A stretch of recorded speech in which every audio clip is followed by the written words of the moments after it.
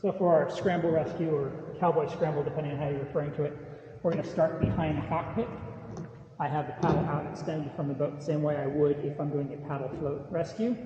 I'm going to hold the cockpit on the near side, as well as my thumb is around the paddle, so it's nice and secure. I still have a bit of leverage here. My forearm is going to stay on the paddle. My other hand is going to reach across the deck and either grab the deck line, or it's going to grab the side of the boat. And the idea is I'm going to try and get my chest up over the center of the boat.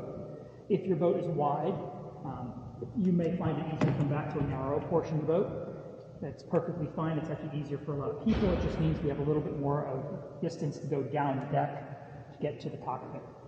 But here the trick is going to be not just physical strength, but a bit of technique. I'm going to keep my body in close to the boat. My forearm is on the deck and on the paddle. That's going to give me support, so I can actually, if I just kicked, I can still get some leverage on the boat and push the boat down a bit. In order to get that big push, I'm actually going to float my legs all the way to the surface, keeping my chest close to the boat. And I'm going to kick hard and push down on my forearms. And that's going to get me up over the boat. If you don't get far enough across the boat, I'm still going to keep a little bit further until I get myself into a stable position, and you should be able to find a position that you can just sit in stable and take a moment to breathe. From here, I'm going to stay low, turn. I'm going to keep my body as low as I can the entire time. I'm really stable because my center of gravity is down low. Rather than trying to drag myself across the deck, I want my elbows and forearms in tight. And the idea is that I'm going to actually push up on my upper body with my forearms and bring my knees to my elbows. So I'm going to inchworm as opposed to just dragging myself across the boat. And that prevents gear from getting stuck. So I can push up, bring my knees in, staying low, shift the process. Again, I'm tucked, nice and low. Push down on my forearms to lift up my chest, bring my knees to my elbows. And I can keep doing this down the boat until I am sure that my butt is over the seat. And then I'm still nice and low at this point. And from here, I know once my butt's over the seat, I can drop into the seat. Now I can use the paddle as either the paddle or to brace to bring my legs into the boat. The idea is that we don't want to try to drag ourselves down the boat. So same thing about leveraging, getting back into the boat.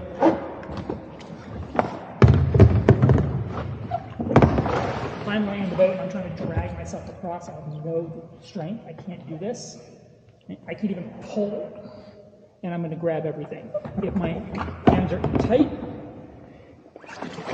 I can bring my knees up. There's no sliding on the deck. Gear doesn't get caught. Even my skirt's completely free at this point. If it isn't, as soon as I inchworm a bit more, I can reach and grab my skirt, make sure it's out of the way, drop the boat.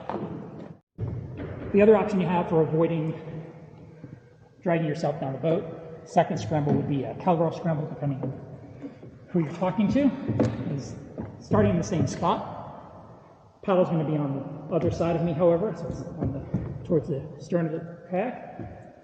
Hands are pretty much in the same position across the boat. Again, I'm starting in tight. The idea here is that instead of getting myself over and swinging a leg around to shimmy up the boat,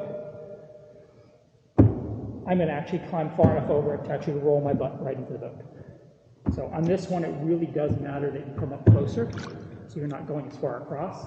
Same principle, my upper body is staying close to the boat. I have my forearms on paddle and on the boat itself. Keep my chest close and kick hard. And from here, I'll roll in. This is also another way. Keep your body and drop it right into the seat to keep that center of gravity at balance.